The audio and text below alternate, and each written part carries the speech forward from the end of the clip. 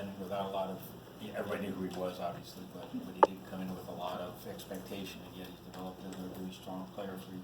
Talk about his journey and what you've seen him become.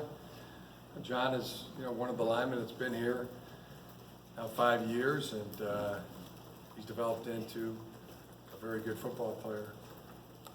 Part of an offensive line that's an experienced group that we expect a lot from. And John's one of our best linemen. Where is, maybe this year, have you seen, even a strong player looking for a way to pick it up a little bit, where he's picked up something in his game this year? I think he's gotten extremely strong. He's an athletic player, and he's always been really good with focus and knowing what to do and leading guys. His leadership ability is also very high. Chris? After watching the film, Jim, were there any positives that you took from the film, and what were they? I mean, there was a few.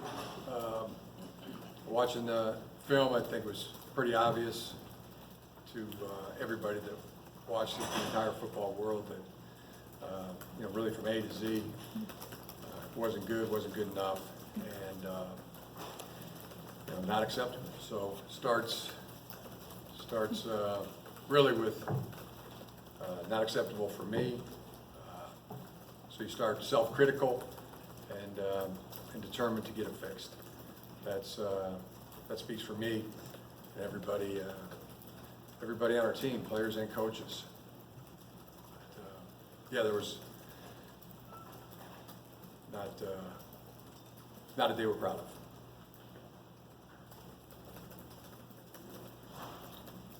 Ethan? In terms of that self-evaluating, are there things that you pinpointed personally that you want to try to fix? Yes, definitely. Well, starts with really we didn't play physical enough. We were out hustled. I take responsibility for that. In any ways that we were out schemed, also take responsibility. That's my job to make sure that we're completely sound in all offenses, defenses, everything that we're running, and how I manage the team and get them to play hard, play tough. I mean, as I said, A to Z. I mean, you can point to wasn't good enough, and then we all take responsibility for that. We all got fingerprints on it, but determined to get it fixed is where we're at right now. And I could go into all the details, but really that's every single detail is saved for our team, and we'll talk about it. Already have his coaching staff and what our plans are and what ways that we determine to make it, to see the improvement, and I'm confident that we'll rally and get that done.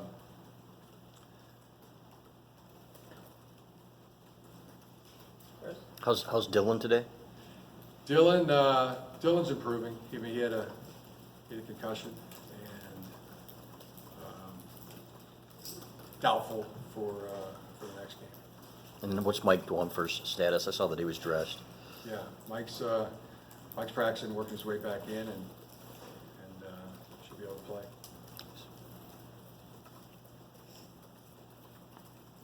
John?